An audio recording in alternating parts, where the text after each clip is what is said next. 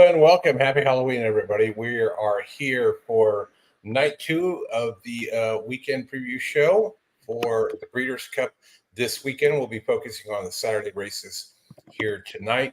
Last night, Oldy, Brad, and I went over the 5 Breeders' Cup races for Friday. Justin's here with us tonight, so happy to have him along as we look at the 7 races that make up the Saturday card. Gentlemen, good evening. Justin, how you doing tonight? I'm good, man. Just still kind of working the day job, handicapping, looking at Saturday. I love Breeders' Cup, Chris, and welcome, Wiz. I'm glad you're here, everybody. I'm glad you're here.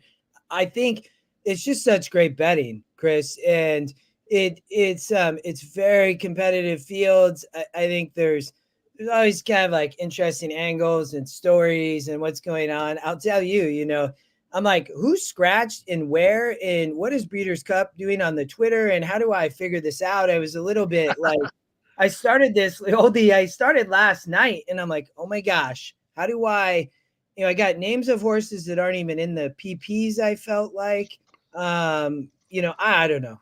It's great racing though. I think there's some, obviously, big name horses that have been running, Chris, is 3-year-olds, 4-year-olds, who's going to show up in the classic, what's Japan going to do, what's all these, a lot of overseas shippers, right? I mean, there's so many. I think getting to that, I think EquinEdge did a great job to get the software where it's at a number of days in advance. I know that, it might have been frustrating, but I think it's important to try to get the international horses right, Oldy, because there's a lot of them. You got to look at a lot of horses, and are you going to use EE? What else are we using to understand some of the, these races? But Chris, I love these 2 days of racing. They're incredible. The best of the year, in my opinion. There's not a better 2 days of horse racing than Breeders' Cup. That is correct. And David Crawford, yes, the system is working. Everything is loaded in there. There was a delay due to all the foreign horses, a record number this year, and we want to make sure we got the numbers right there. So as we get into these races, we do have the foreign horses in there, and we do have the data on everyone else. And Rodney, I do appreciate that. Thank you very much. Yeah. And it's a puzzle, right? These races are all a puzzle. There are some spots here I like tonight that I will get into with you guys as we start going through those races. So, Oldy, any other opening comments you got for us? Well, first of all, I think we all want to wish you a happy birthday, Chris. So let's start with that. Wait, why are you not dressed up on your birthday? I've got a Halloween shirt on. Oh, yes. I have to take my kids Halloween. It's only 5:30 here. So, but we only, 10 races, so. Oh, 7. Yeah. So, it'll be perfect. It'll be just getting dark here. You probably already have trick-or-treaters where you I've already done. I'm out of candy, and we've got 7 races. So think of that Friends episode with Monica. 7. I love it. That's what we got tonight. So let's dive in and get to race number 4. All right. So race number 4, the Breeders' Cup Filly and Mare Sprint, which this is actually a pretty big field as Filly and Mare Sprints have gone, because you've, in a lot of cases, had small fields with Gamine and some of the other big favorites that have been in this race. So I was actually excited for a pretty decent sized field. We have 9 horses. I think in actuality, probably 7 of the 9 could possibly win this race. So that there's a lot of parity in this race this year will be the term I want to use. And I personally, from both a data and handicapping standpoint, was on Society on top. Society is your Scotty's second pick. He is also 26%, top win, top GSR, top pace, and top SOR. And those combinations win at about 40% of the time. With that being said, and did win the Ballerina last time out. You know, that there are other horses in here that I think have a chance both. And I think there's some interesting data profiles elsewhere as well, not just from a handicapping standpoint, but also from a kind of surprise standpoint. So for me, it went Society, Ways and Means. So pretty chalky first two. And then on the 10, Scylla, okay, well, whatever you say. Whose second win, and Justin, remember this was an angle we used to track. Second win and Scotty Longshot, and that's still chugging right along at 20%. And you see 10-1 on the morning line and 5-1 on the morning line. And I look at this horse as might get first run on all that speed too. So for me, those were my top three. But I will say I think the 4 has a shot here. Did beat Society 2 back, and Society beat Bahava last time out. And then I actually thought my long shot bomber here was the moving up in class Baffert 3 Pleasant. Do you like Pleasant? The Baffert JJ that's won back-to-back allowance optional claims just gonna drop in and win a grade 1 Breeders' Cup. No, I actually don't think that's gonna happen, to answer your question, but go ahead, keep going. Whether I think it's gonna happen, I think it could happen. I mean, the works are monstrous on this horse. Hasn't really been tested 100%. This is definitely a class test, but I think that's priced into the horse. And if I'm spreading in a pick 5 here and not going lean in this leg, this would be a horse that I would have to add, as well as Sightlos, the late breaking closer, even though I don't think closers are going to do well this weekend. I mean, that was the only reason why I cut the 7. I cut the 157 Oldy, and I think the 8 probably can be cut too, right? Yeah. So, but on the win end, I think the only horse I think you didn't talk about was the 2, which has Frazu was won 3 in a row. So if you're talking about spreading, like, I mean, are you going 6 deep in this leg? And so, I think that's something that if you're going to play horizontals, you're going to have to decide where you have the strongest opinion. I think in this race, and I think out of some of them, whether it, I do think somebody said, Omesh said, let's talk about the speed bias. Like, so, I can see why he likes Society. I think it's a player, right? I think you have, Vava, you have Ways and Means, and you have, Skyla, so I didn't really have like a massive strong opinion in this race. I put Ways and Means on top. I'm not, me, I'm not a chalk player. So right. It's like, it's just kind of where I landed. It was kind of, I do think Society got a shot. I went 9, 10, 6 Oldie. So just a different order than you. I think you went 6, 10, 9 or 6. I can't remember. Sorry. So 6, 9, 10. So yeah, you're. Yeah. So you and I kind of read the race the same. I don't know, maybe, and then Chris, you can comment too. Maybe only we can just watch the race sim. I think that from an EquinEdge standpoint, so I had cut the 1, 5, 7, and 8. I don't see the pace stopping here at 7 furlongs, is why I think you can cut some of these, but. Omesh says 70% will be optional claimer. I mean, not this field. This field is almost all graded stakes horses who have won graded stakes. This is an 86 SOR, which is a very high grade 1. So the way I looked at it, you have the speed of the 6'10", and we know there's gonna we go back to the first. It has 9 ways. It has the Scotty picks, and you and I really are Yeah. landing in the same way. I think you do have the 2 and 3 that might show speed, right? What's gonna happen with Baffert and JJ?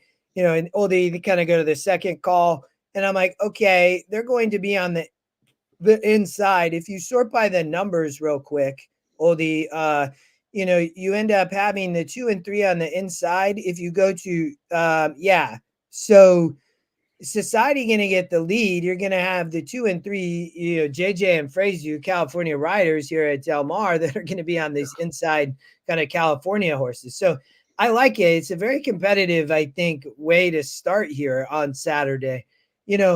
I just looked at it, Oldie, that Ways and Means been running so big, 3 in a row. Keep maybe go to the third call and then the finish. So yeah, the 5 did scratch. Yeah, we're not showing the 5 on there for that reason. Yeah, and then they go to the stretch. So Society probably going to get a nice lead, but has the 9 Ways and Means, and then the 10, and even Vava kind of stocking the pace at the stretch, and then you go to the finish, and Society just gives it up. Ways and Means just been running a monster, and I think Lightly Raced, Flavian Pratt, and I'll let you comment, gets off sloppy tracks, and so but Romped 3 back going 8, gets the cup back to 7. I think this horse loves 7 all day. I'm not worried at all about the post. I want outside speed, and I think that Ways and Means can sit just a beautiful trip, but I think Society be dangerous on the front end, and then again the 10. Has won 70s to 82s. Only won a grade 2, won a grade 3. The 9, to your point, won the test, grade 1, won the grade 2 over at Aqueduct. And then Society won the Ballerina. So these are great graded stakes horses that I think is very competitive. So that's why I laughed about the Baffert, right? I just think these 3 are the top of the class. So yeah, Justin, I will agree with you there. I think with the scratch of the 5, you have 3 groups of 3 here: the 6, 10, and 9, the 4, 7, and 3, and then the 2, 1, and 8. Like, where are you going to go shop for in terms of price wise of what you're looking for, and then the handicapping wise? Because the 6, 10, and 9, in any order you want to kind of put them in that you guys are on, kind of tower over the other 2 groups of 3.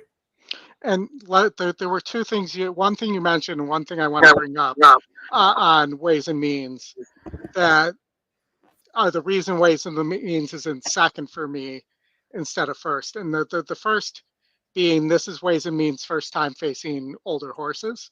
Yeah.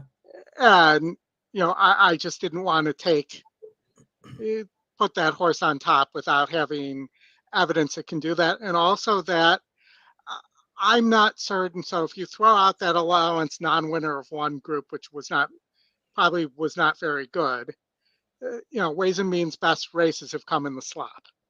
And I don't have confidence, just because I haven't seen it, doesn't mean it's not going to happen, that Ways and Means won't hang when he gets into position like he did in the Spinaway and the Gulfstream Oaks on a dry track. So those were my concerns on Ways and Means. Still have the horse in second, so it's not like I don't like the horse, but I guess I have a belief in Society just based off history.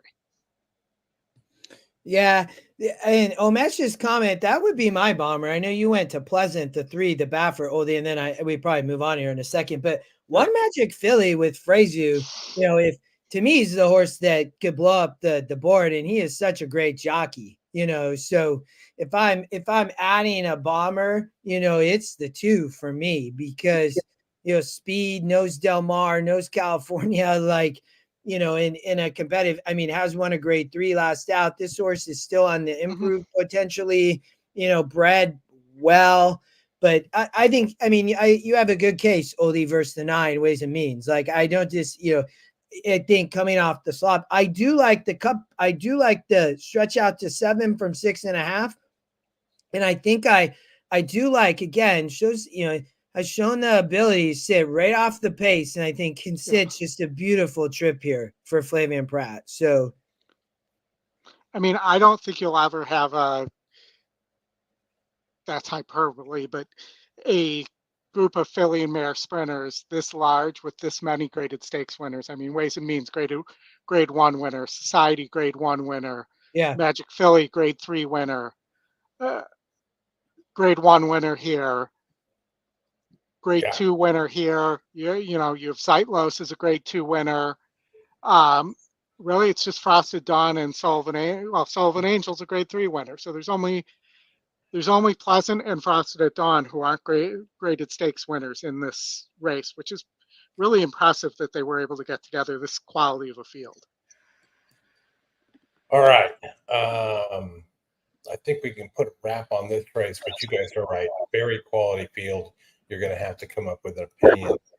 Del Mar, race 5, the grade 1, $1 million Prevagen Breeders' Cup Turf Sprint, 5 furlongs on the grass. This should be a good one for you guys to go over. Do we want to watch the race sim first on this one, Justin? yeah, let's do it. All right. Yeah, Flatter.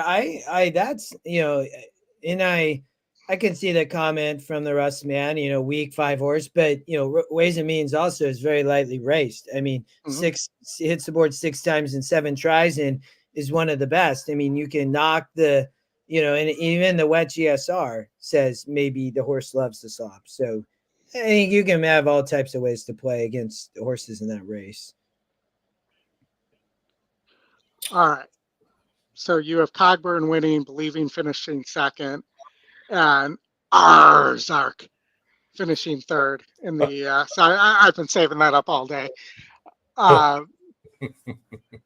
In the race sim, I will tell you, and that this goes to the speed bias comment on the dirt too.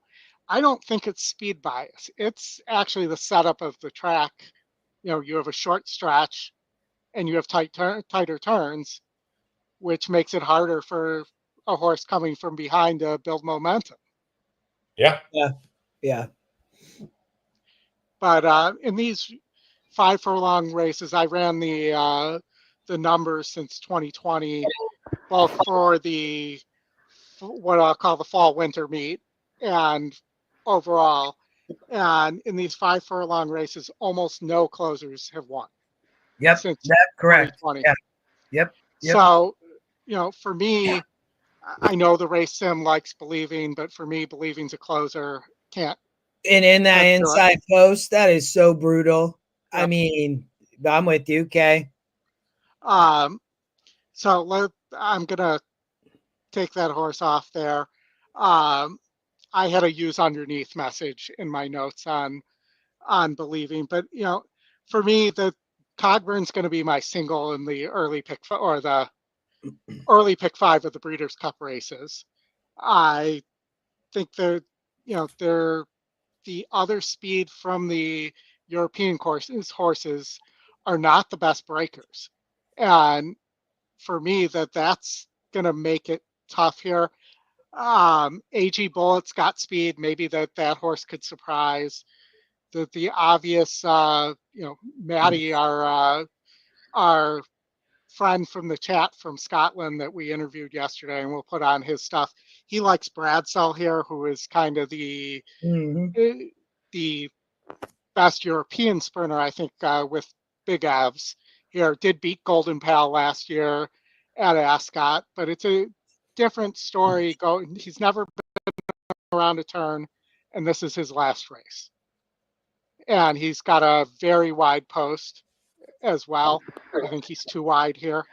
So for me, that really helped me narrow to Cogburn. And I'm willing to be wrong here, especially with both Big Evs and Bradsell, the other 2 horses I liked, being out wide. I'm with you, Oldy. I'm with you. This race will have big implications in the Breeders' Cup Betting Challenge. What are your thoughts here, Justin? Yeah, I we talked about the horses that I like. I put Big Evs on top, and I put But the 12 horse, Oldy, they talked about Bradsell's second. I'm not worried at all about the outside post. If you look at 5 furlongs at Del Mar, of horses that are in outside posts, they're winning over 40% of the time sprinting 5. So I'm not concerned at all in an outside post in a turf sprint. I don't want anything to do with an inside post with no speed, like you talked about on the 1. That's to me a recipe for disaster sprinting on the turf. Probably will run on, and I do agree with you that Believing could run a big race saving ground, but that's gonna be a brutal trip with all of these horses.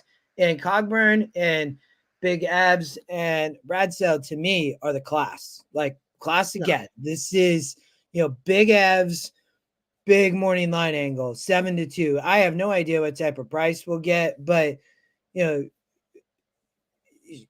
Big Abs has been running like a monster, in my opinion. I mean, won the last year here in an 80, right, in the juvenile turf sprint. Then runs I will point out, though, that was at Santa Anita.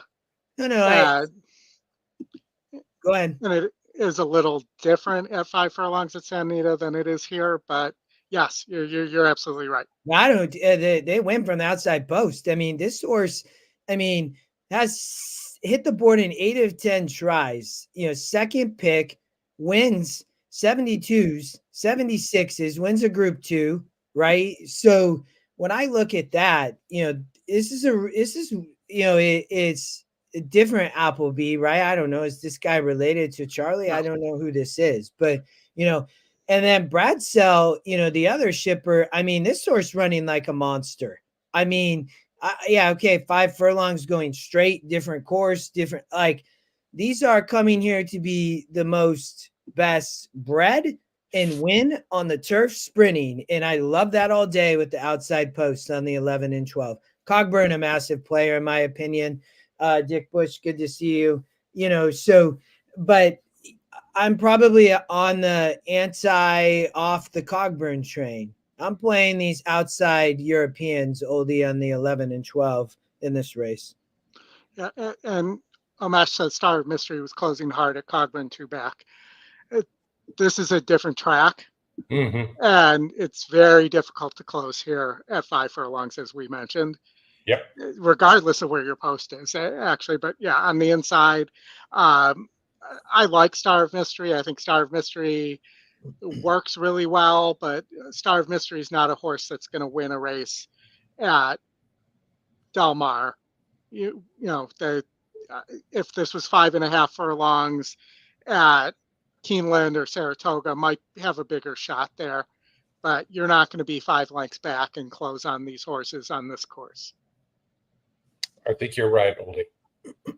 I mean, Bradsell, again, I put the Big Fs, but I like the 12 just like Maddie. I mean, 1 3 of 4, I mean, this is a winner, whether you're running, in these European tracks or shipping over here, has many, many wins, has burned a little bit of money. But I would say early in the career, Oldy, when you look at those first races, I mean, those were 86s and 80s and 82s where this horse was favored. And so, from a strength of race, this horse is the real deal. Like, Yeah, Maddie believes hard that this is in the conversation that's not taped with him, that wasn't part of the show that we had offline with him, that this is the horse to upset. I think Big Ive's form is not as good as it was last year from what I'm hearing. Still winning, but winning grade 2s instead of grade 1s, things like that. But, I do think it could just come down to those two. I prefer Cogburn, but I could see Bradsell winning here if somebody's going to pull off the upset. Similar to my talk about ways and means, Bradsell's doing something for the first time, and to me that knocks him down a little bit of a notch, and we'll see if he can handle the left-hand turn and everything. So On a side note, before we move on, I don't know what happened, but in this Jets versus Texans game, another player going into the end zone dropped the football. Yes, I'm watching. Wait. So did he? Chris, I only caught it just for a second ago. Did he? Is it a touchdown? Did it go to commercial now? What happened? We're in commercial break in review. Okay, yeah, he looked like it was a little early though. I only saw it once, but it did look Looked like a little what we would like to call premature. And Justin, I got credit for that Kyle Pitts touchdown against you last week. Not that it ended up mattering, but they did find an angle that looks like he didn't get in. Oh, really? I didn't. Yeah. I didn't see it, but before the ball got knocked out, at the goal line, and that they determined it inconclusive and they had called it a touchdown. One other football related question. What's the one thing you guys know about Hail Marys? What are you supposed to do when defending a Hail Mary? not talk to the other fans. Well, that too, but knock it down. Chris Berman taught me that. Yeah, but he was too busy talking to the fans, and he had to run over. And the last thing he knew what to do was to throw his hand up. That was right, the worst. The guy who caught the ball was his man. I'm sure he was supposed to be on that guy. Yeah, I said to my kids when I said, "Why is nobody guarding that guy? You don't ever let somebody behind you. Who's the defensive player?" And then I saw the video. I'm like, "Oh, it must have been that guy." It was, and that they announced that he has to work his way back up the depth chart. Oh, I'm sure he will no does. longer be starting. So there is some accountability for once on something like that. All right, Oldy. Let's move to race 6. The $2 million Longines Breeders' Cup Distaff, Torpedo Anna, and the rest of the field. Yeah, so the Torpedo Anna race. I have notes on more than Torpedo Anna here. I do give Awesome Results a puncher's chance here. I think I'm not the only one. And, Torpedo Anna, we have her as top pace. She's 3 of 3 at the distance. Oldy, yes. I got to take a timeout here. They took it off the board. The ball just rolled right out of the back of the end zone, and it's a touchback, and the Texans get the ball. Unreal. All right, Oldy. Right back to it. I mean, I had to interrupt there. It was just too much. The Jets. Yeah, so that's classic Jets. But Torpedo Anna is top Scotty pick, top win, top all metrics. So that wins at 69% of the time. We all know Torpedo Anna, 3 to 5 morning line. Nearly won the Travers. Lots of grade 1s this year. Lots of yellow. This horse is not Marmalade. And I think we heard that McPeak fancies this horse a lot as well. So, all those things put together this will be a single. And, for many people, this will be a easy place to play a double off of, whether it's the 2-day doubles or the double into, the double out of into the turf, which I think is a wide open race, and you might actually be able to get some value out of as well. So, that's my opinion on Torpedo Anna on top. I do think, like I said, Awesome Results has a puncher's chance here. Undefeated Japanese horse. We have those races rated as 92s. The Japan races only have really high SORs. Yeah, I know. Absolutely. And I will say that again, this is a horse that seems to have done its best running on, and all its running actually, on wet tracks. Never had a dry track. I see that. Yeah. So, we don't know, but I have seen the horse's stride. It's gigantic. I think this horse has a chance if certain things happen, like Torpedo Anna doesn't get to an easy lead, and there's nobody there to challenge her. And that brings me to my third horse here, Alice Fertiti, Fertiti, Variety, however you want to pronounce it, the other Japanese horse who I've watched videos on, I've read scouting reports on, we've talked to Dave Duncan from Racing Downwind, who will have his comments on the show Friday and Saturday. We recorded with him, and this horse is a need the lead speedball. And so I think the only chance to beat Torpedo Anna here is if the two of them get hooked up in a speed duel. Still probably not good enough, but I think that if you're looking for how Torpedo Anna gets beat, that's the only method in my head as to how she gets beat. So, those were kind of my three horses. I just don't. We've talked about trying to close on this track. I just can't see how Raging Sea gets there. Great to use underneath, as well as Sugarfish, another horse I would consider using in an exacta or trifecta underneath. But I just can't see, unless there's a speed duel here, how you're going to beat Torpedo Anna. Yeah. I didn't even spend much time on this race, I'll tell you both, and for the chat. Like I've always thought she was so special. I think we talked about this a little many shows ago, and there was and I'm like losing her name again, but it was the one horse that ran in Santa Anita, and I totally forgot her name now. But just FYI. No, it's not her. This was in California like 6 years ago, and but as an alternative, somebody brought up, which when you look at Beholder, and Torpedo Anna is like just better than everybody.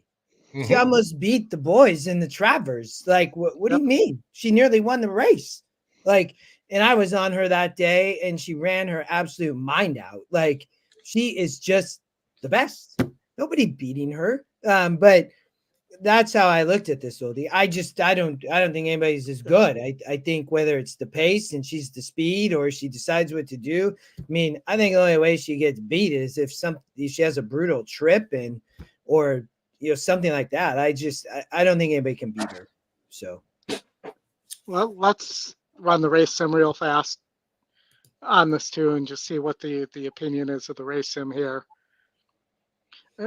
I think your comment on the 9 is probably right, Oldy, when you talk as we watch this. Like, I mean, this horse is undefeated, so if somebody's going to win without Torpedo Anna, is the awesome result the Japan horse. I mean, I don't see Raging Sea. I don't see Candide, the other picks. So Chris is saying maybe the 10 from Argentina. No. Oh, touchdown Texans. All right, so fumble or something. I mean, she's torched Candide all year. Yeah, I know. I just can't see that. I'm with you. It's all Torpedo Anna. She won the race sim only by 2 lengths. Yep. Like, she's just an amazing horse. Probably one of the most amazing I've seen since I've only followed racing for about 10 years. But in my opinion, she's pretty special. Yes, she definitely is. All right, let's get to race 7 on Saturday. $5 million Longines Breeders' Cup turf. 12 furlongs on the turf here. There we go. 12 furlongs on the turf. 3 turns, correct, Chris? Probably. So again, we a third wire finish. Yeah, so we talked about this last night. We talked about this 3 years ago when the Breeders' Cup was at Del Mar, but these wide posts are not going 2 turns or more on the turf, wider than 10 are not good. And your favorite, Rebels Romance, who really seems to be a cut above everybody else here in terms of class, is in one of those posts. So, just keep that in mind.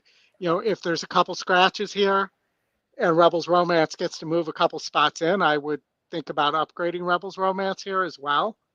But, it's going to have to overcome some stuff here in order to get home from that wide post, because it just does not happen very often. The last Breeders' Cup, it happened 1 out of, I think, the 6 races that's something wider than the 9-post one. So, Well, Oldy, does that open it up for Barbridge, who's 2 for 2 at the distance? So I like Farbridge a lot. Here, I think best of the U.S. horses. Yeah, we have an 82 SOR on Farbridge. This is an 80, so in theory, Farbridge should be able to compete here. I really don't think there's a lot of speed here.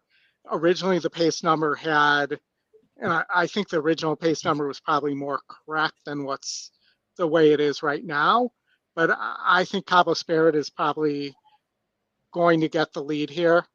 The other horse that I'm told has speed that is Jarabi, the 5 horse, who likes to be who's tactical and likes to be forwardly placed, but has never been able to get home.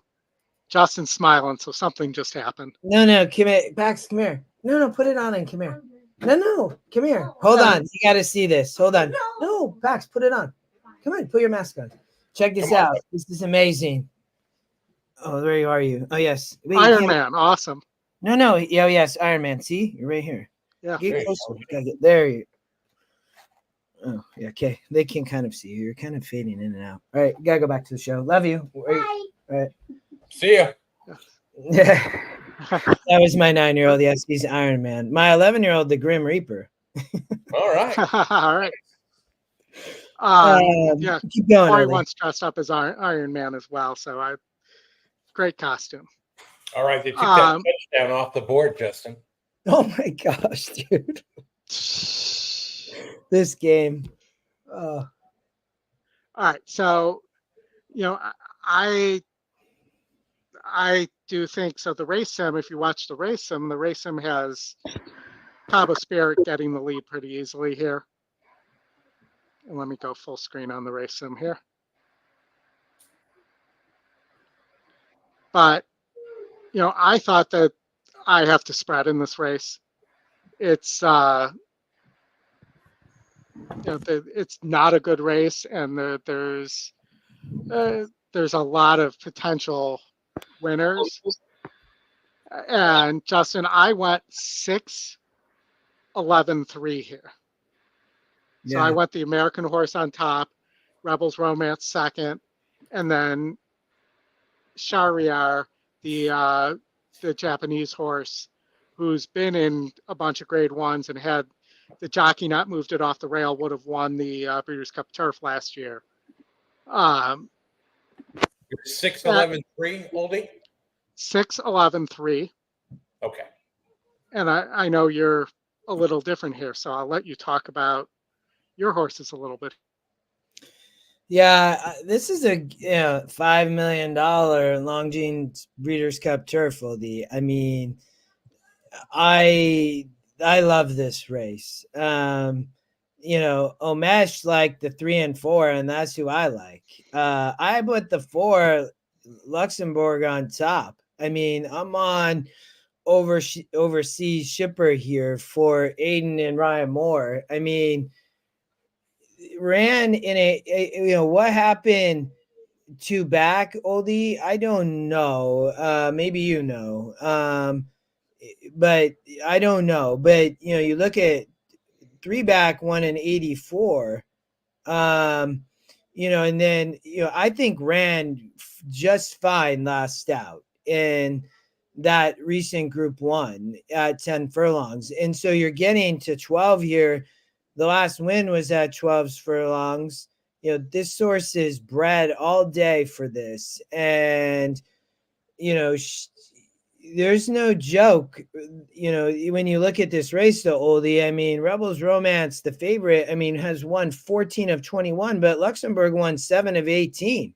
I mean, has the second most wins, only to a horse that's won 14 races. So, and when you go back, I mean, this horse only won 5 of 6. You were just showing that. And so Scotty talks about this. He doesn't care about past form. My only comment, though, is past form shows this horse winning. And when you look at recent form, only of all those races you're showing where the horse didn't win, those were all way tougher than what Luxembourg's going to face here. I mean, this is a nice group, but I mean, this is technically a drop in class into a grade 1 US $5 million race. Well, what I will tell you is some of these losses have been to Rebels Romance. I'm sure, but so that doesn't bother me though, Oldie, when you ship over here to the US and we're racing in Del Mar, and from a pace perspective, is going to have to come off the speed. That's my biggest concern, which goes to the 3, the other horse. This horse, you spoke to it. The 3 horse might get loose, man. I mean, is this going to be the first, Japan winner in the turf? I'm assuming. I mean, it would be the first, but I have some questions about this pace number based on the scouting report I've read on this horse. This horse, but is so wants to stalk. Okay, that's fine. So let's talk about that then, because that's perfect. Yeah. So the race sim show the 8 getting the lead. This horse has no shot. Cabo Spirit. Not happening for Papa Padromo. No way. No, Abel Cedillo not winning a grade 1. It's not happening. But this horse is going to show speed, Oldie, right? And who else is going to show speed? So, okay, the 3 going to try to sit off the pace. Again, this horse is bred all day to go long, and the 3 horse, but from a pace, it again, I think you have the setup that's perfect for the 4. I know you like the 6 Farbridge. I would have this 4, 3, probably 6, 10, 11. So, but I put Luxembourg on top. I love this horse. I love the double coming out of Torpedo Anna at 2-4. I would be playing all types of just small wagers around those. You're going to get an okay price, probably on a daily double. But that's how I saw this. I was trying to beat Rebels Romance. The only horse you didn't talk about that I mentioned was Wingspan. This is the other Aiden O'Brien, lightly raced, only won a 62. I think that you'll get a good price on this horse and underneath Oldie, and I think is actually going to run probably a pretty good race. I think this horse can improve. I don't think Wingspan can probably win, though, to be honest. But does have a habit of finishing in the money, so is somebody to consider underneath for sure. Yeah, that was for me, and if I was playing a double out of Anna, I might throw a few bucks on something like that because the price is going to be so massive, probably. But I wouldn't be going anything heavy, But when you look at this race, Oldie, and just look at Rebels Romance, can Rebels Romance just keep the form for Charlie and William Buick? Potentially, no joke. I mean, but if you look at horses that also, again, you look at Luxembourg as the second most wins, and 7 out of 18, Farbridge 6 out of 13, Oldie, though Farbridge 11 for 13 on the board. You know what I mean? So you have some real winners in this race that are no joke, but I look a little bit for Luxembourg to, turn the table on Rebels Romance. All right, Justin, who are your top 3 here? 4-3, 11, 10, 6. So, but I like the 4, Chris, a lot. To be honest. So, all right. So can I answer one question that was in the chat? Somebody saw this note I had in there on Roshan Park. And you can see I actually still had the original number on there. It should be 1, not 14. But both in the international scouting report and what I've heard is that the Japanese bettors fancy this horse over Charriere for this race, and that they think that this might be an up and coming star, and it may Who not are be you this time. talking about? The one horse who's 8-1 on the morning line and 20-1, you know, hasn't won a grade one yet in Japan. It doesn't have that level of class, but they think this horse, this is the horse they think is on the improve, even though it's 5 years old, and maybe the better of the two horses. I don't like the one post in this race at this distance, but that I just wanted to answer that question because I didn't want seem like I was avoiding explaining what that was. Yeah. All right. All right, moving on to Del Mar race number. Where are we going? Race number 8. The Breeders' Cup, the $7 million Breeders' Cup Classic. Yep, right smack. It's in the middle of the card. Yep. I actually think it's a pretty good spot. It's not going to be on too late during Sunday night football or anything like that, or Saturday night football. But I think it's a good spot in the card. Based on the field, this is one of the biggest fields we've seen for the Breeders' Cup Classic. There were some horses that I think people like that got drawn out in spots they don't like here. I had a strong opinion going in. The draw went pretty much the way I was hoping for my horses. So I'm really on 2 horses here, and I have a third that I'm gonna put a win bet on these. That Brad convinced me last night that you should at least put a little bit on. So with that said, I'm gonna run the race sim. And you get a double here also that ends from race 9 from Friday and from the Distaff on Saturday. So 2 doubles ending here. Low takeout 15%.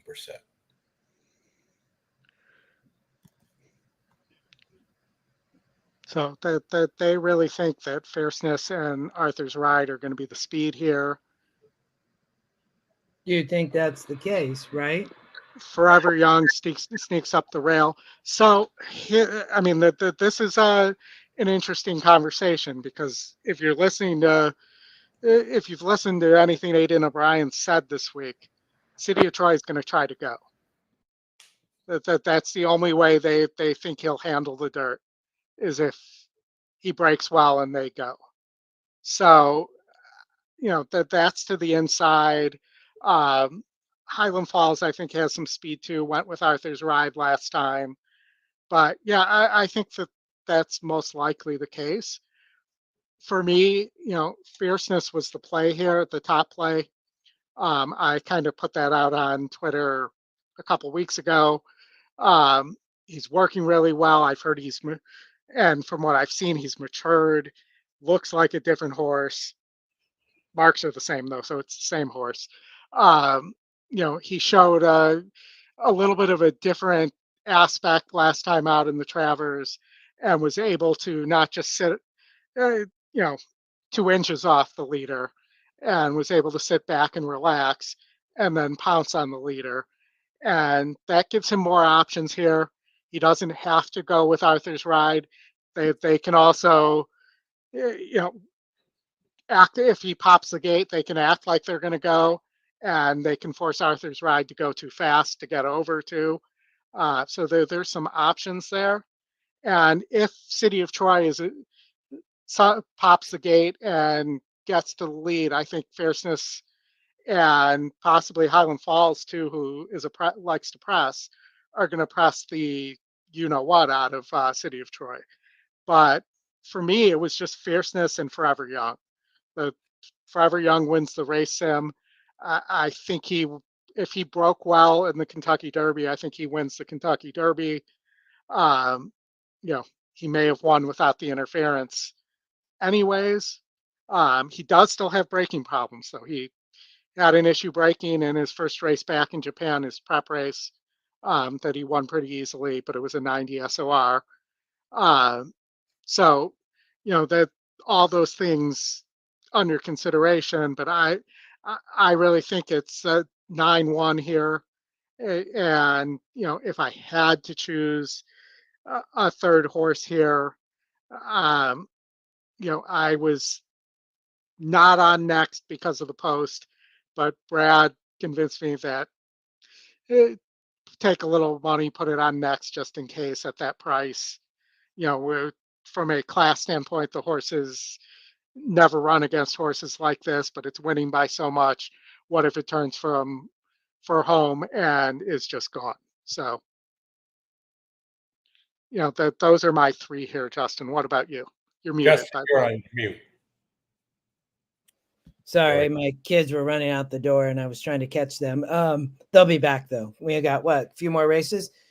Oldy, I want you to keep going if you want to keep going. My point, if next wins the Breeders' Cup, that would make me actually happy. I don't necessarily like next, so maybe it's a little bit of kind of like what you're saying, like it's on, but I mean, it really would to see next win. I mean, to be honest, I'm not sure it can happen. Right. Yeah. I think you're kind of saying the same thing a little bit, but keep going. If you want to, I'm happy to chime in whenever. No, I mean, I'd love to hear your opinion here because my opinion is pretty much Fierceness and Forever Young in that order.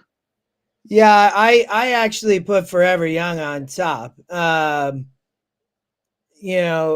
never really been a Fierceness fan, and I'm just gonna keep rolling that way. So I won't necessarily speak to Fierceness because I'm not, only you like Fierceness on top, so that's fine. When I looked at this, I think you have, what's going to happen with the speed and what's going to happen with Forever Young. And, I see some comments in the chat, on speed and, what's going to happen. But my comment earlier about on the Japan horses was with Forever Young, that stakes race in Japan, right, came back as a 90. Yeah. And that was my comment. And I think for EquinEdge users and people in the chat, or if you watch this later, I mean, I don't like Forever Young just because of that, but it does lean me a little bit there knowing EquinEdge's strength of race. But I also say just it's cautious. That's really high. You see that, you're like, well, this horse is going to win the Breeders'. It's going to win the Classic. Like, this is an 80, ran so good in the Kentucky Derby. Most people said it was the best horse, should have won, like, whatever. So, but I think Forever's Young is the real deal. A horse that I was not on in the 3-year-old campaign, and in a 4-year-old campaign I have got on, and I heard a few people talking about other horses with a little bit similar, but I actually would appreciate Brad's perspective, because I told Brad in the last race, which was the grade 2 Woodward, that the second Sky picked, Tapit Trice, was going to win, and Tapit Trice won, right? So here's my perspective. If you want a horse that maybe didn't quite run as great as it could as a 3-year-old, and might run better as a 4-year-old, in my opinion, it's Tapit Trice. You're going to get a massive price on this horse. You have Irad Ortiz for Fletcher. If Tapit Trice in a field like this continually can improve in some capacity as a 4-year-old, can beat this group. I'm not taking Sierra Leone. There's no way I'm putting any amount of dollars related to that. That's not happening. Zero. Yeah, no. So, but Tapit Trice doesn't have any speed, but I do think using this horse on verticals, 100%. I think Tapit Trice can run a monster race. I thought that this horse might start improving. That's my perspective on Tapit Trice. Again, Forever Young on top for me. I'm against Fierceness, so I won't even go there, as I said. Another horse that Oldy, that when I looked here, and I said, okay, I'm not really a fan of Dermot. I do think Arthur's Ride on the front end for Belmont might have a shot with speed. Like, I think that's a dangerous angle. It's a pace square. I'd be curious on Derek's perspective and Derek can play in BCPC. You know, Yeah. where Derek loves to play the pace squares from EquinEdge. I'd be curious on Traveler. That's my third pick. So Arthur's Ride is actually my fourth pick. My third pick is actually Highland Falls. Now, I wanted to ask you guys about Arthur's Ride and whether or not he could just get away and go and do what he did up at Saratoga. But I think at the 12 spot there, he's kind of up against it. Mm-hmm. There could be all kinds of number of things that could play against that.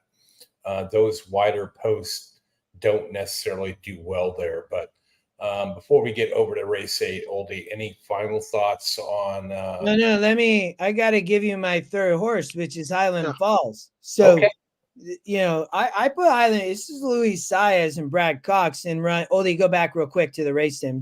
I think runs right there, kind of with the 9, 10, and 11, and you can see. So, you know, has the potential here in the 2 posts, right? Gonna have speed, save ground. Louis Saez is always good at getting a horse out of the gate. The guy rode great at Keeneland. Always been a Louis fan.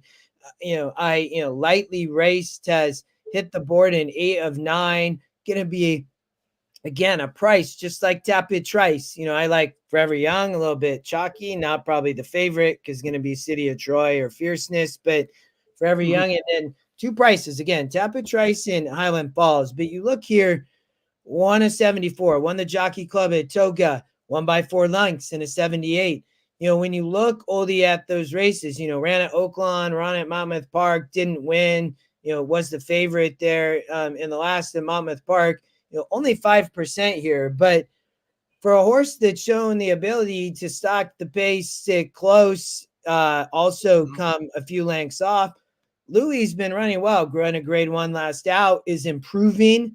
This horse on the improve, you know, as a 4-year-old colt here. Again, when I'm looking at 4-year-olds of Tapit Trice, and then I have Highland Falls, and then I got somebody, you know, some of these others, but, you know, going to start improving, in my opinion, you know, has the opportunity here to keep improve versus this group. I'm against City of Troy because of the surface switch, Oldie, and just not down with that. And what's going to happen? Why are they here? Is this horse really that good? I'm not buying into it. Similar to, I'm not taking anything near around Fierceness in the 9 because it's, you know, a big field. The SS Speed has run really well.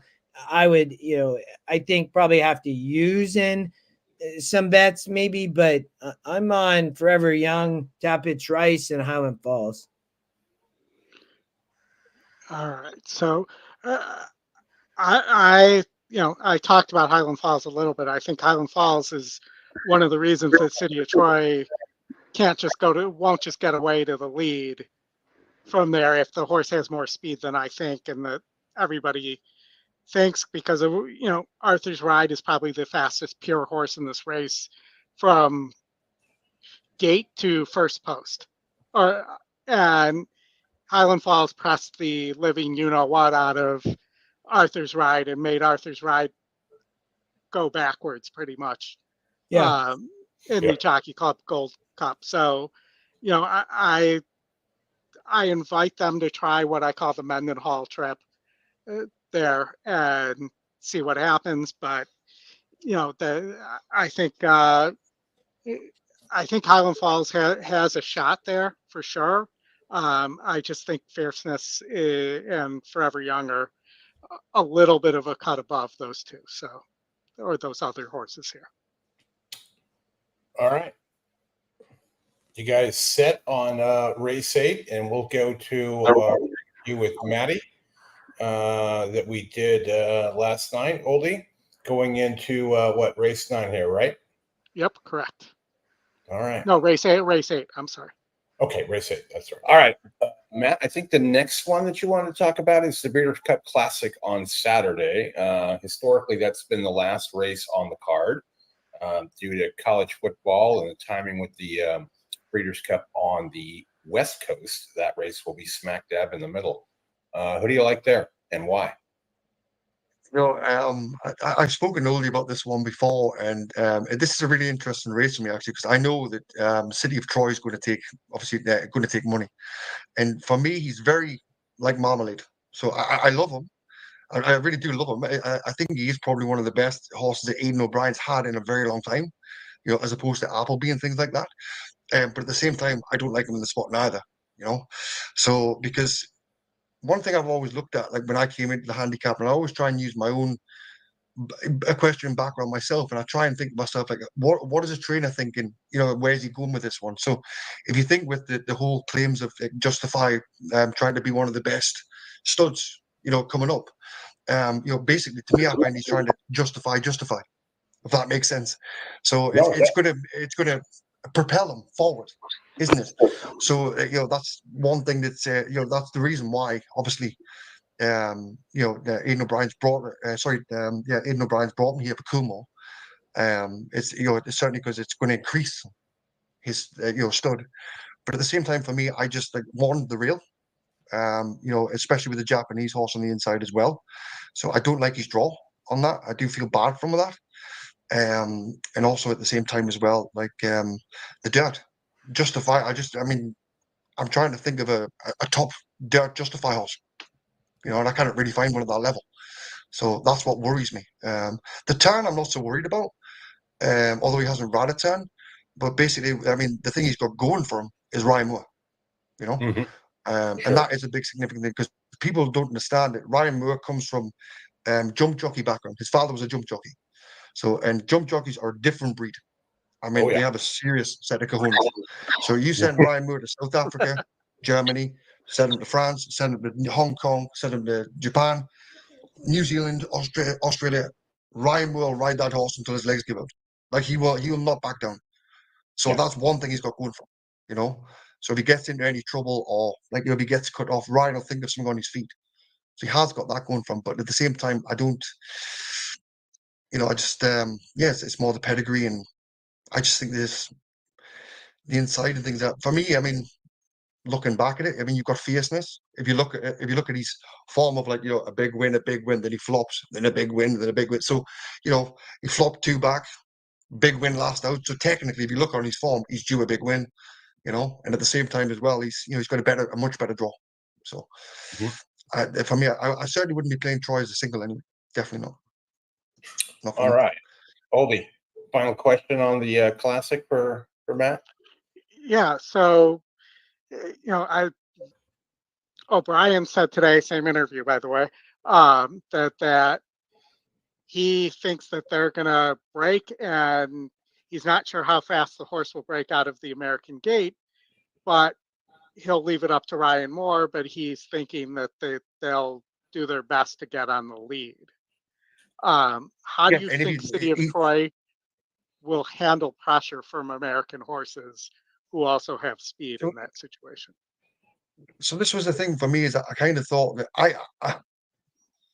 I worry the same as you about the breaking of the gate, which to me I thought that if he missed the break kind of thing, he was going to not end up on the lead. And I thought more of getting pushed on the reel and getting blocked in was going to be his problem.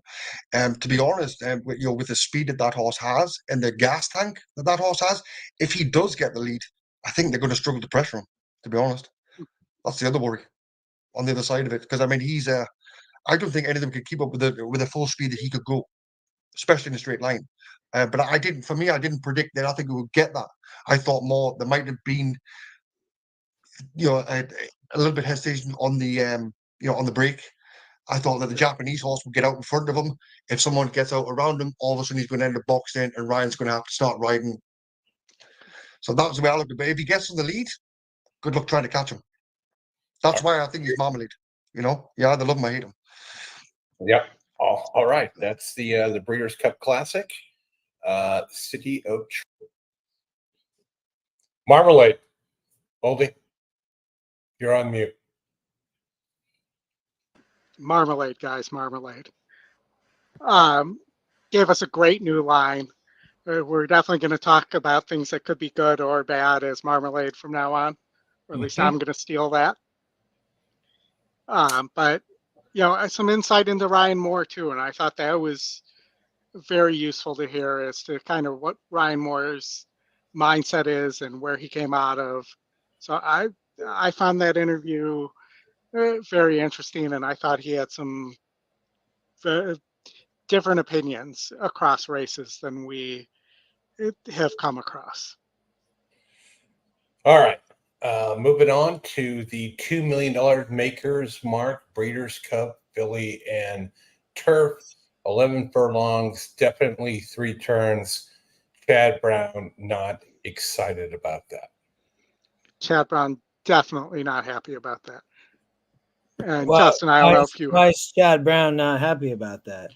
Because this race is not run at 3 turns anywhere, and he didn't enter his horses because he didn't want to run 3 turns.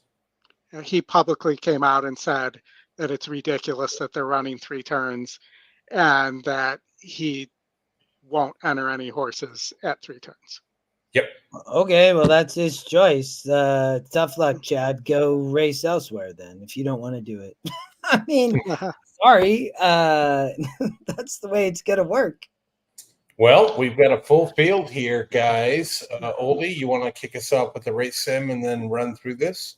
Yeah, so I'll just add here that this to me was the most nonsensical morning line that I saw throughout the entire card, with Warlike Goddess as the morning line favorite. Warlike Goddess lost to Didia earlier this year. Warlike Goddess has 1 win this year against far easier than this. And, I just can't see how Warlike Goddess gets up here. But all right, so let's watch the race sim, and then we'll talk about this is my upset special here. And there is 1 scratch here. It's Ylang Ylang.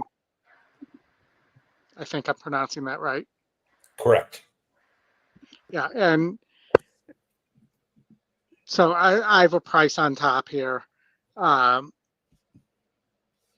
which we'll talk about in a minute as we watch the race sim.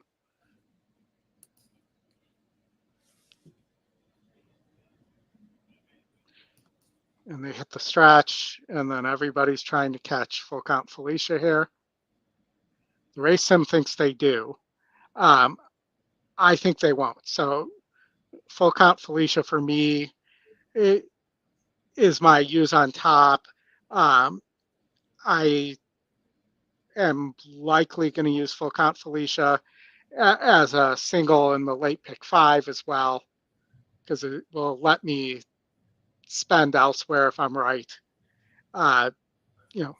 Win at 10, win at 9 on the lead, won pretty easily in those races. Those were 76s. This is an 80.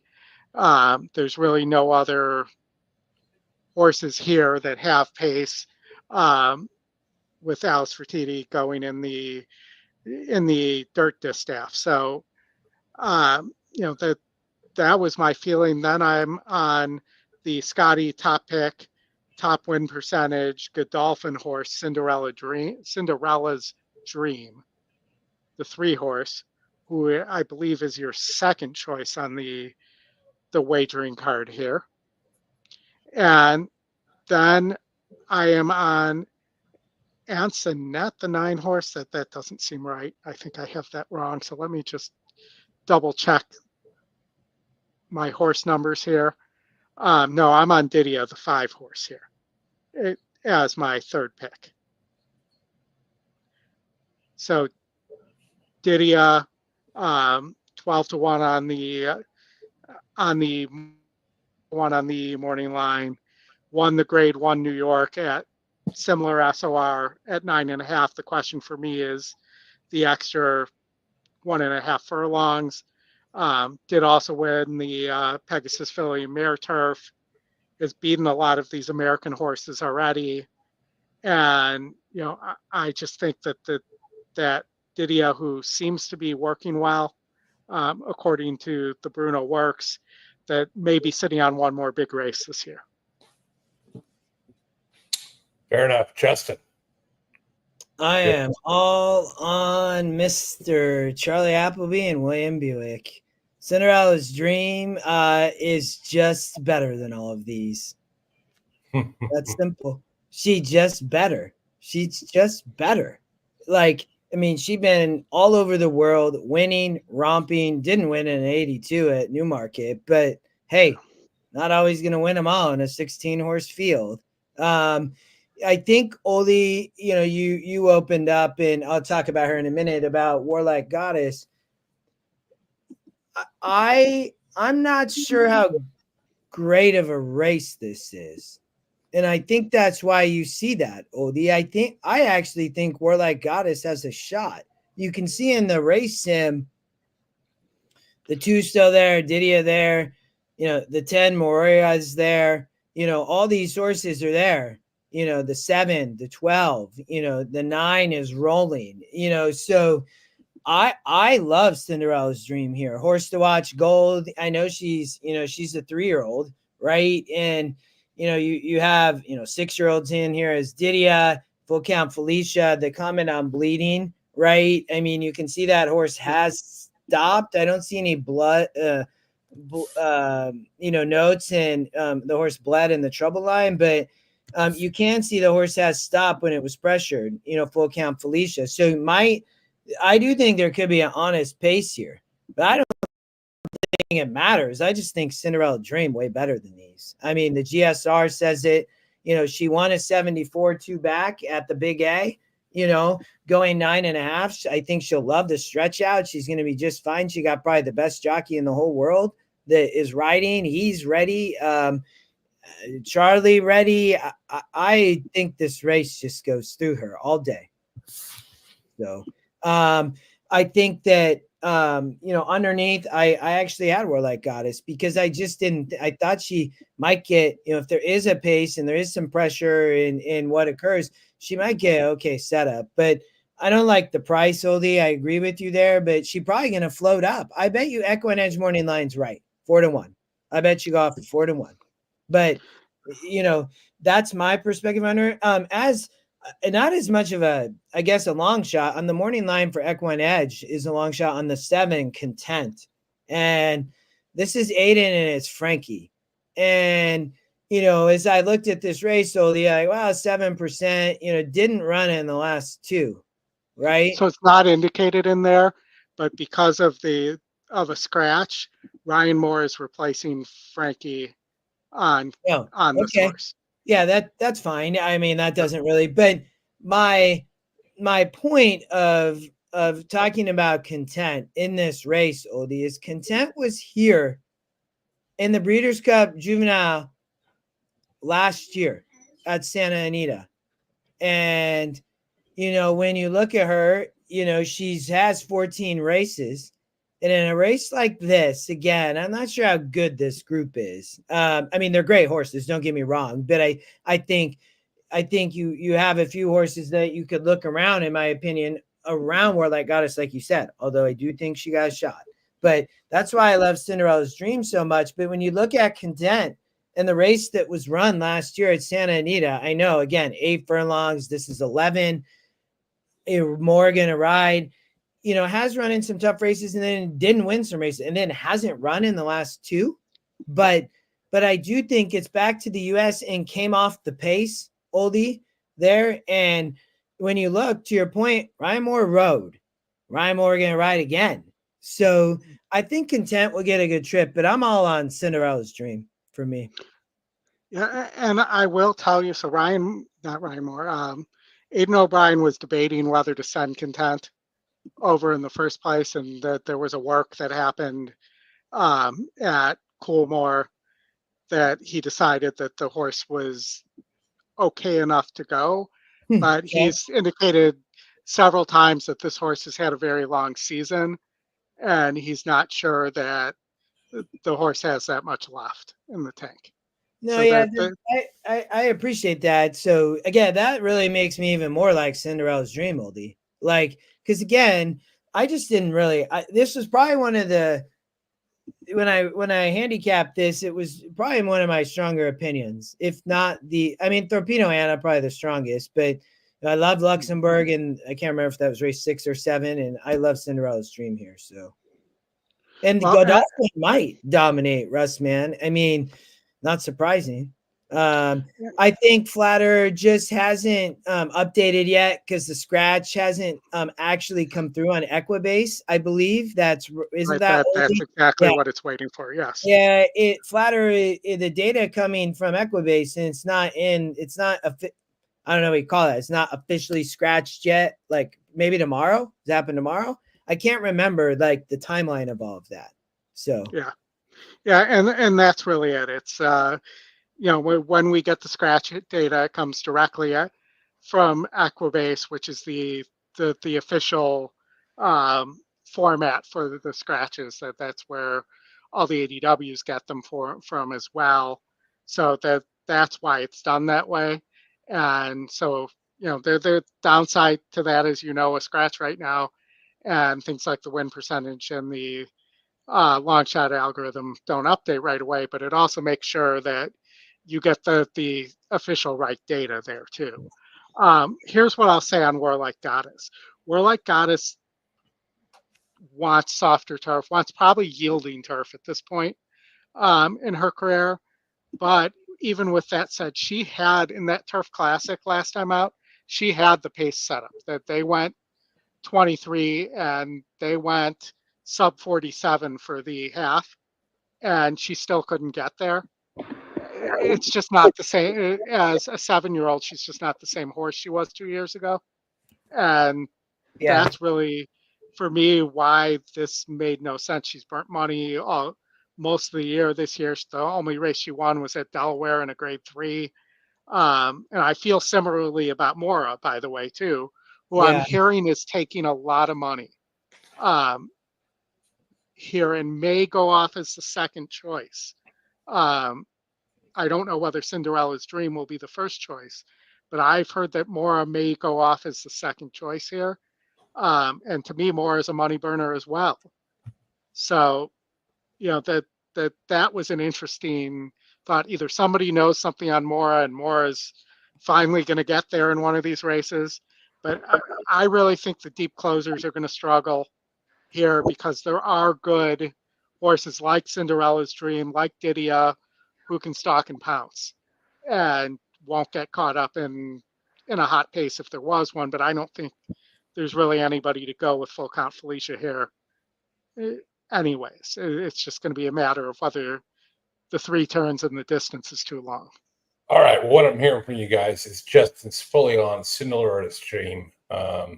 Think she's the best one here, and Oldy has a few other opinions. So, you guys ready to move on to race 10? yes. Here we go. $2 million Breeders' Cup Sprint, 6 furlongs on the Del Mar turf. You've got a field of 11. Field of 11. I'll remind, this is my 3rd year breaking down this race for EquinEdge. This is what I did on Justin before we started doing the show for Scotty, that this was one of the races I had to talk about. And Like you came on as the guest handicapper and you talk. Oh, I remember when we did that. That was fun. Was that 2 years ago when we just had like a big lineup? Yeah. Yep, exactly. So this race now hasn't been won on the lead in 10 years. Oh, good to know. That's a great fact. We believe it's Midnight Loot that won it last. Yes. We didn't research that, so we're not going to claim it, but we do believe that's the case. So with that being said, I'm looking for a horse with speed that can rate a little bit here.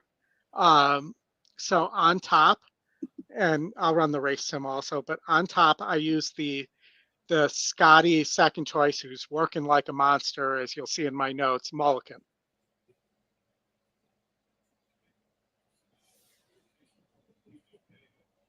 And we're watching here the straight no chaser on the lead, Scully, and Federal Judge. As they hit the stretch, it's a who do you like? And Raging Torrent, the 1, who's one of the speeds, here wins the race sim. But for me, Mulligan, if you look line, has speed, can rate, has a grade 1 victory already for Brissett, gets Pratt, and the works are just huge as well. And was working with Authentic Strike there. I think this is the one with. There's one here with another. All right, I won't worry about it. But you have a 4-star work and 2 3-star works, and then the kind of maintenance work once right before they were going to leave. And this. My only question is the GSR here. So the GSR is under 70, which doesn't win a lot of grade 1s, but then again, this horse has already won a grade 1, so I might be able to throw that out the window. And then beyond that, I liked some of the horses that are going to be a little further back. So I like Gun Pilot, who's 2 or 3 at the distance, and that's a big price. For Asmussen. So Asmussen has 2 here. Skelly, who breaks slowly but is always on the lead, and then Gun Pilot, who is going to close into whatever Skelly causes here. In the way I'm viewing the race, I think this inside post is going to play well in terms of saving ground for Gun Pilot here as well against some of these speeds. And then I like the Scotty Longshot Nakatomi, who I think may just be in for this year being his Whitmore. So Whitmore kind of was on the fringes of winning something like this for a couple years, and then the horses that were just a little better all retired, and it was just Whitmore's turn. I think it may just be Nakatomi's turn here. I think, did show the ability to break a little better. If I drill in here last time, 2 times back, I don't want him that close, but I want him a little bit closer to the pace than he was in the Phoenix there. And I just think Nakatomi has a big shot of this just being his time. Hans Gruber would agree. Who would Hans agree? Gruber. Hans Gruber. Yeah. Die hard. If he wins, Chris, do we get a yippee-ki-yay, though, from you? We do. We do. What about you, Justin? What did you like here? Yeah, this race, man. When I looked at this, was probably one of the more difficult races when I looked at it, because I didn't like some of the horses. Oldy, I know you like Mulkin. If you'll go back to the race sim real quick, you can see at the end the 1, the 6, the 4, the 8, the 11. It's like the whole field right there, man. So I think that's probably to an extent a little bit correct. Raging Torrent is very fast, but there's a lot of speed here. Skelly gonna have to show speed, in my opinion, from an outside post. Federal Judge is gonna be in there in the mix, and Raging Torrent's fast. It's like, my gosh, so you're like, they go back to the second call, and let me add to, according to the notes I have and the scouting report, Don Frankie also is a speedball. Yeah, so and that horse doesn't even have a shot, but fine. So that leaves the 5 in there. So when I looked at this race the other day, I was like, okay, Federal Judge might show up, Mocha the real deal, Nakatomi coming off the pace. And I made a decision in this race just to go completely against all of the favorites and the picks. And I'm like, this is the chance to blow up the board. I think for sure for me, I think that this is a race where you have the opportunity to do that. And if you go, Oldy, from the second call to the stretch here, and you have all this speed that's going to kind of sit there, they are sprinting. So speed, I think, will be dangerous. You have the 6 and 10 closing and then go to the finish. You have the 6, the 10, the 2, the 4, and, the others are hanging around. I put Venturinado, the 6 horse, on top, man. I think Jose D'Angelo has a very, very nice horse here. A 3-year-old Ridley, Luis Saya is going to ride. That's great. Irad Ortiz rode here last out. He's going to go ride Federal Judge for Brad Cox. Irad 0 for 6 for Brad Cox. Why Irad riding with Brad Cox? Irad never ride for Brad Cox. What's happening here? So, and I'm like, but Federal Judge is the top pick, and then Mulken, Pratt, but Mulken, Flavien Pratt off Federal Judge. Right. So, I'm like, what are these guys doing with the carousel? But, I'm like, Louis rode 3 back. That was a big race in a grade 3. I don't know where that was. Where was that race? So the That's in Saudi Arabia. That's on Saudi Cup Day. Yeah, and then ran at Charlestown, and ran second in 74, and then one last out. I think this horse predominantly is raced really close to the lead, other than its maiden win, but has hit the board in all 8 tries, all 8. This 6 horse has hit the board in all 8 tries. Somebody like Skelly hit the board, Oldy, 17 out of 18 tries, right? Federal Judge hit the board 5 out of 6 tries. All these people, Mulken hit the board 8 out of 9, so you have a very competitive group. I just thought, Jose is when I looked at the SORs, Oldy, maybe so I put the 6 on top. I actually put Raging Torrent as my second pick. If you go back to Raging Torrent, Mr. Frazu Rise, this horse is all speed, and this horse was all speed in its most recent wins. I remember playing Raging Torrent, the grade 2 Pat O'Brien. I loved Raging Torrent in that race. Was going to be on the lead.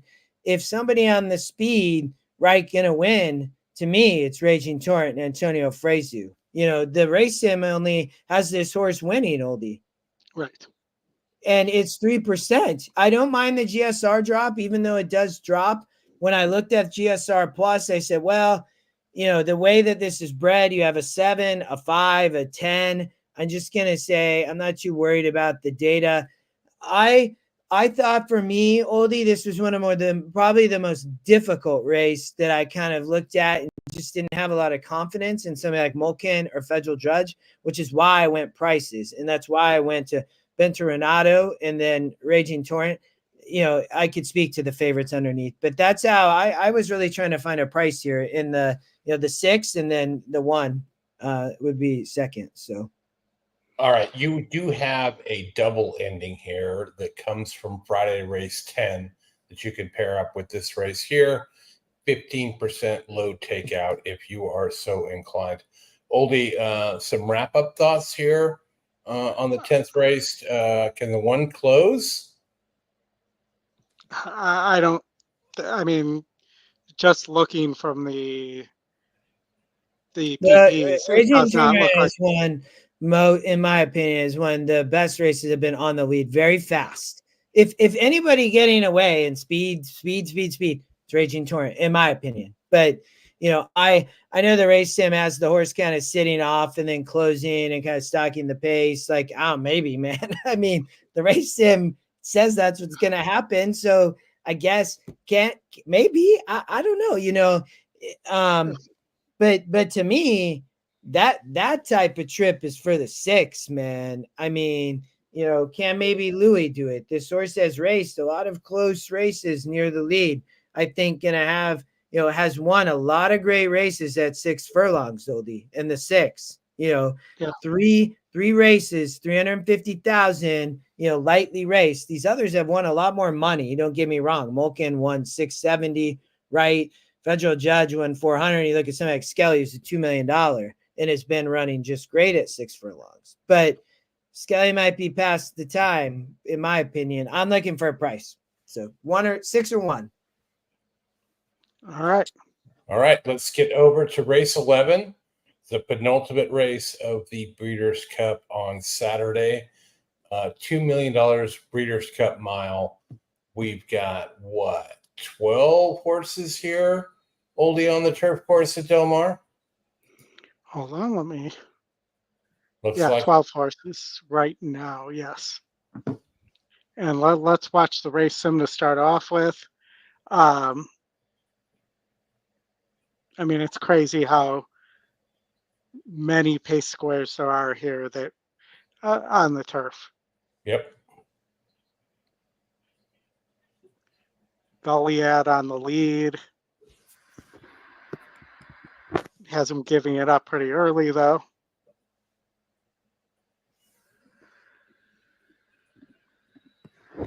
And down the stretch they come.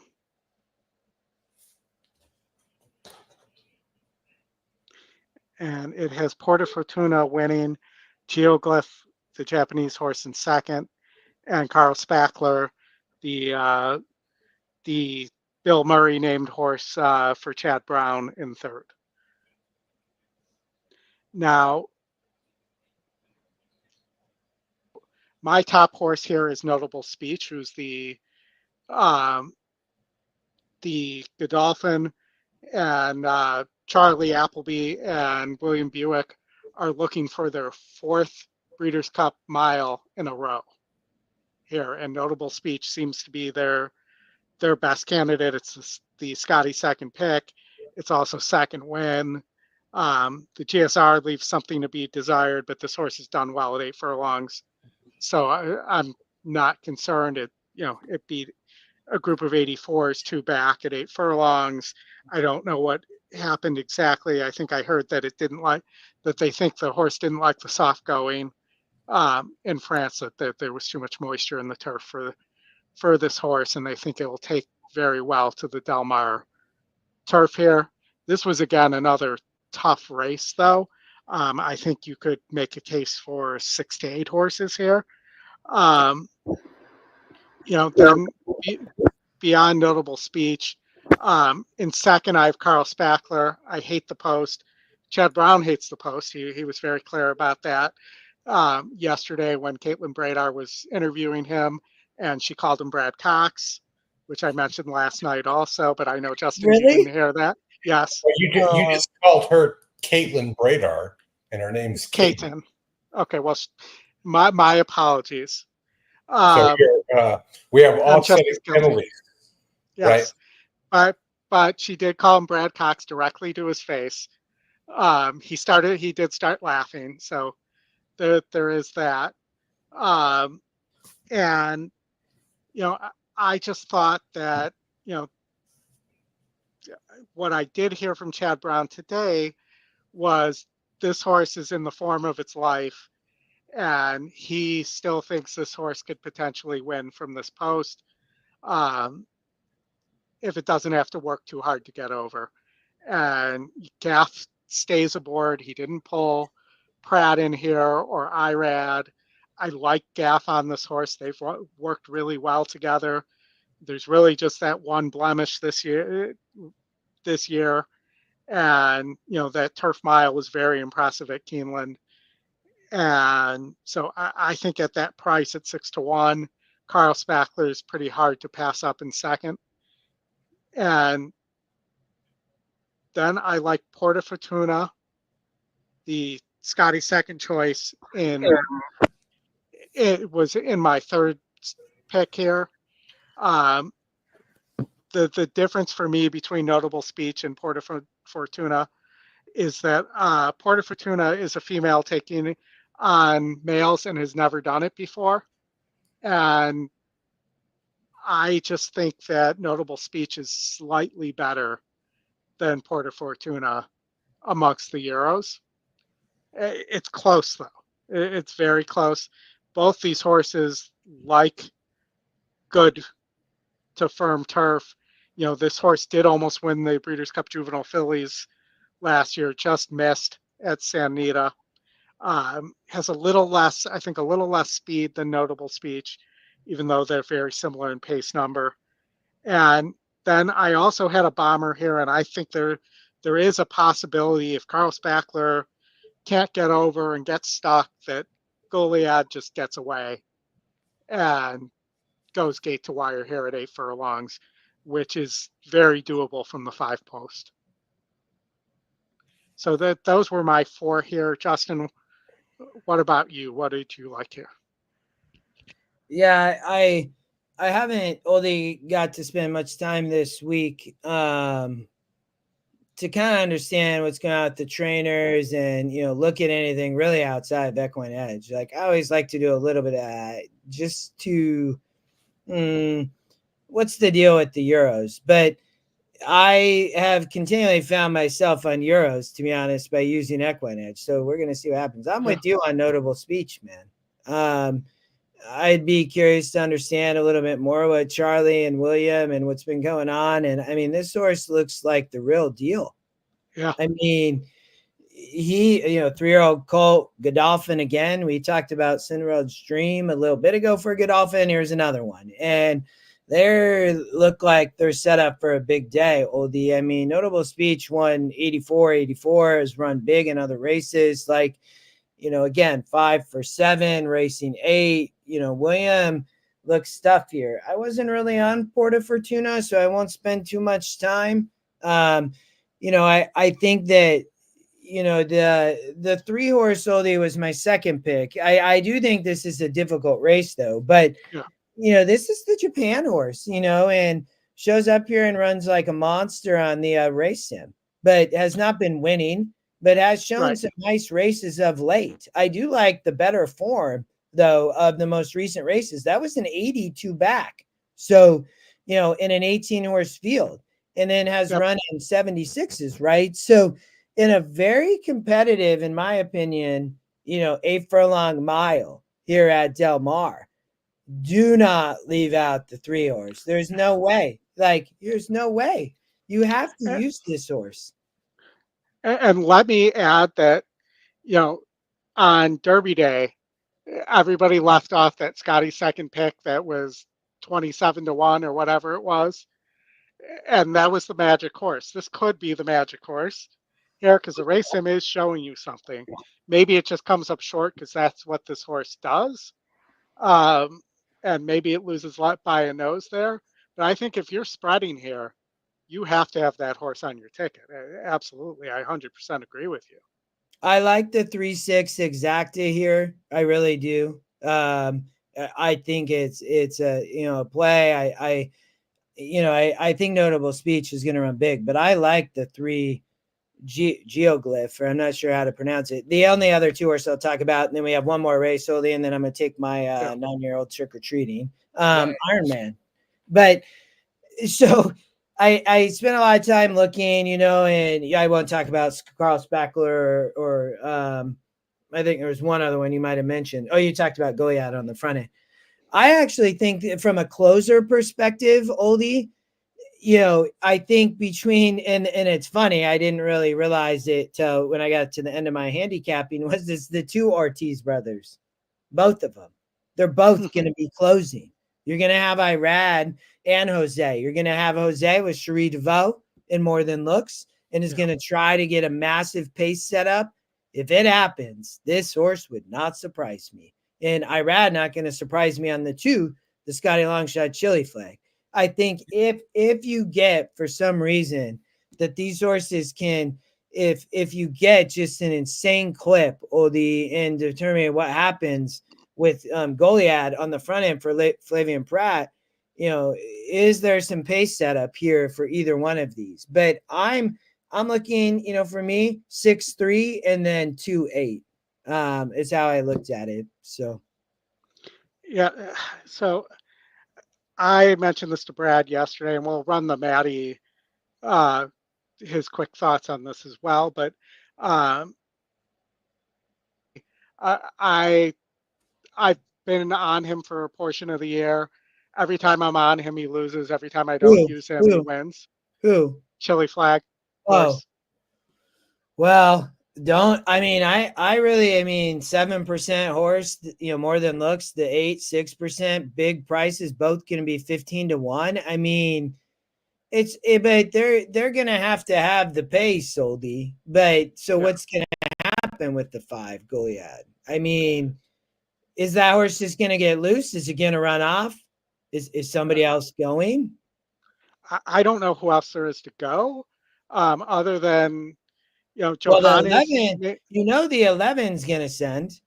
I mean, isn't that what the plan is for this horse from Japan? I don't think it has that much speed based on what I'm hearing. So, it just, if it had speed, I think it would be the plan. But I think our pace numbers are off a little bit on or high on some of the Japanese horses and low on the other. I think it's really Johannes and Carl Spackler who are the two other speeds here. And Carl Spackler is definitely faster than a 43. Was on the lead last time in the Turf Mile, won a gate to wire, and has never been further than 2 lengths back. Well, I guess has been, but was a while ago. So those horses have to get over. Maybe Geoglyph has more speed, and that's the other speed here. But even if they do, it's 30 points. Yeah, it's 25, 30 points. I think this is a Kentucky Downs horse, so it has to beat that Kentucky Downs curse, so to speak. There, but I also don't see it. But again, I think from a pace, Oldy, it's going to be there in my opinion. But and Oldy, I was and Matt Gum, good to see you. That's a great guy. But Bluegrass Dan mentioned Oldy again for Geoglyph, the 3 that work over on the turf. It looks like again showed up here. Has gotten, we'll go in a minute, Pax, has gotten, over on the Del Mar turf. And, so, and this is a Japan horse that's extremely, extremely dangerous. Oh, I love hearing that, Matt. That's good. I'll have to text you. Yeah. All right, guys, so you want to get over to the last at Del Mar. Let's do the last, and then we'll run Maddie's for this so we can get Justin out the door. Fair enough. So Del Mar, last race of the day, the big ass fans, Breeders' Cup Dirt Mile, $1 million purse. This ends the Breeders' Cup Betting Challenge. Whoever wins that is going to need to win this race. Oldy, what do you got? Yeah, so I had a pretty strong opinion here. Well, I wouldn't call it a single. I love Saudi Crown here. I just think I was talking to Brad about this yesterday. I just think he's classier than the rest of this bunch. Nearly won the Saudi Cup last year or in February. And, I think is just faster than the rest of the speed here. And I think Saudi Crown goes gate to wire and wins this race, potentially by a couple lengths here. I just look at some of these other horses. Skippy, I hear, is taking money and is too far outside for my liking. For me, my other horses here were Seize the Gray, grade 2 winner at the distance. Likely needs the lead though, likely to be over bet because of the my racehorse connections, but I think has a chance. And then I think Muth sitting and pouncing if Saudi Crown were to stop. And if I throw out this California Crown race and go back to the previous form around 9 and 8 furlongs, that's what Muth has done and done pretty well. But I really feel strongly that Saudi Crown's just faster and classier than this group. Justin, you're on mute. No, thank you. We're not going to spend a lot of time on this race because I agree with you. I think Saudi Crown can, I think Saudi Crown could be really tough here. Speed, pace, lone speed on the dirt, going 8 at Del Mar, end of the card. I think this race goes through Saudi Crown. I mean, one is 74, 76, 78 has been running. When I looked at a lot of the horses in this race, Oldy, I just was not a fan of so many of them. That is kind of how I think we definitely handicapped this very similar. And you spoke to Seize the Gray. I think, maybe. It's probably who I would put kind of underneath. Muth, maybe. You see Mufasa show up, and so, and then I get to some of these others I didn't really like. I do think Post Time is a horse to use in a vertical for Brittany Russell. I think this is a nice horse. Has had a long bit. I don't think can win. That's where again I'm with you on Saudi Crown on top. I'm not sure what else I would use here in a horizontal oldie. I'm not. Maybe Saudi Crown is a single. To be honest. So yeah. Yeah, and I will tell you on Mufasa, Nacho Correas did an interview. Again, I've been watching these as I work. The Breakfast at the Breeders' Cup, he did an interview. He doesn't like Mufasa's chances from that post. That's And very hard. yeah, Similar to you talked about, was it the 14 horse? Yeah, Skippy. Like I'm with you. That's a brutal post too. You know what I yeah. mean? So as long as Mr. Flant Giroux can get the one out of the gate on time, out, easy lead, I see Saudi Crown being tough.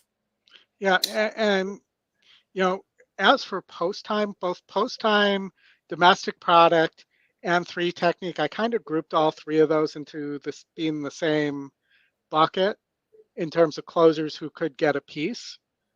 3 technique is the one who sometimes runs and sometimes doesn't run. My notes actually say, "Can you explain 3 technique closer who needs pace to run into?" Lots of time doesn't show up at all. So but maybe this time he shows up. So you could get a huge price underneath with 3 technique, maybe in the second or third spot of your trifecta. That's even a bigger price than post time. So I thought that post time and then Oldie, if you watch the race him go to the stretch, and the horse that I thought was interesting underneath that might close into maybe the superfecta and then go to the finish. Watch the 4. Look at the blue arrow on the 4. This horse is only 2%, but if Frankie Dettori going to ride for Doug O'Neill here, maybe I'm assuming if he keeps them out, and one at Pleasanton, 4 back, which is just crazy. But when you look at the Del Mar race in the San Diego small field, and then the Pacific Classic didn't really run, but did. I mean, that was an 82 in the San Diego, so has run in some tough races, and I think was too close, in the California Crown, way too close, to be honest. I think Frankie probably give a better ride here. Frankie has never rode Oldie.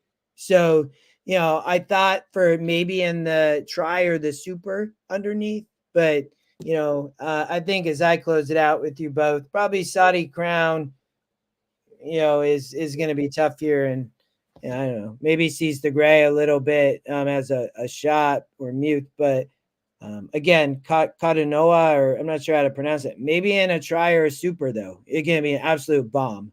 So we call that one the 4 horse. yes. Katana, I believe it is.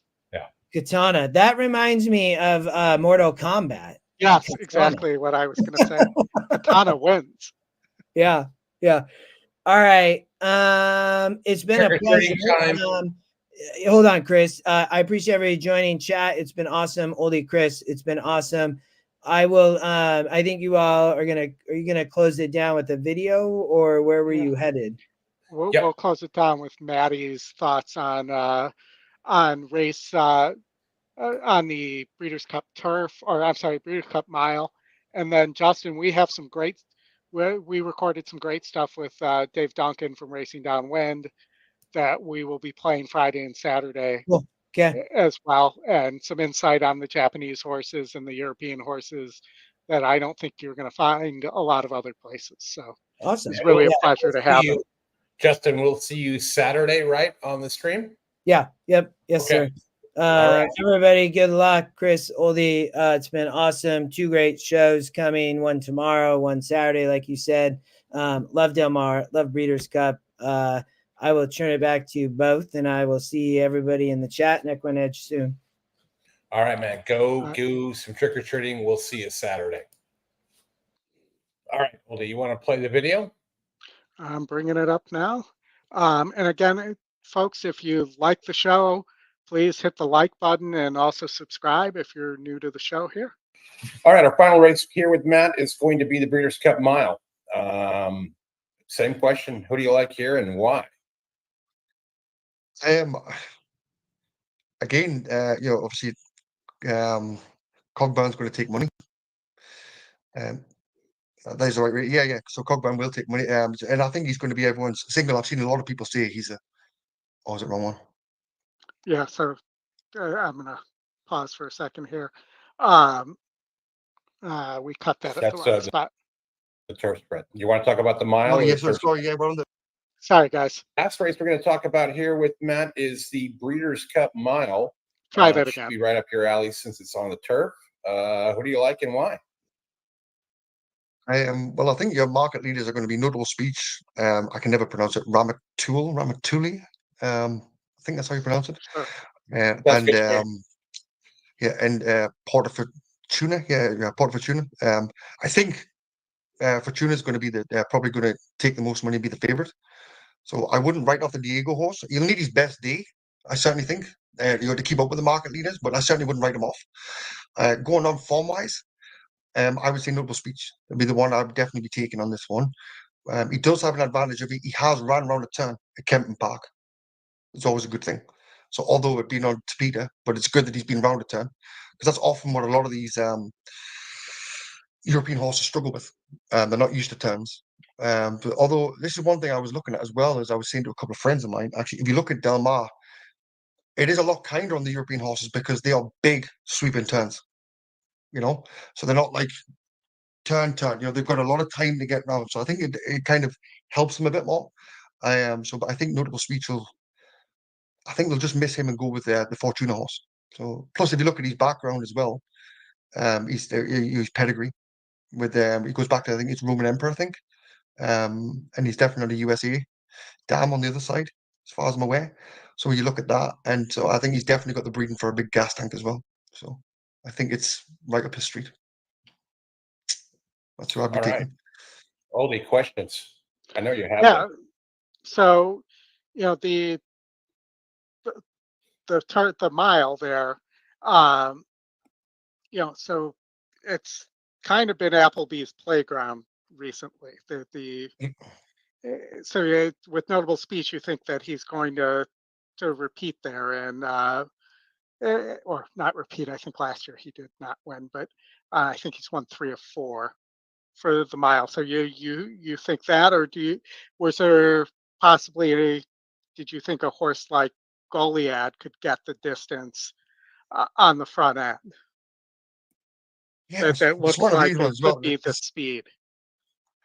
Definitely the speed. So the often thing that I always try to like the Breeders' Cup. I love watching the Breeders' Cup.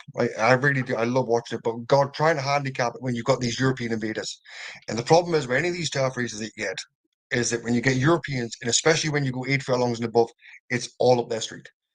Yet with the Americans, I love the American horses, but it's the turning point of like where the Europeans definitely get the edge over them. Because I mean they're bred for the distance. So Goliad, yeah, but I mean that's going to be a hell of a run. To take that lead and keep it. I often think with these horses, especially with the Notable Speech here. I mean, it's consistent, especially in graded stakes as well. So it's not his first rodeo here.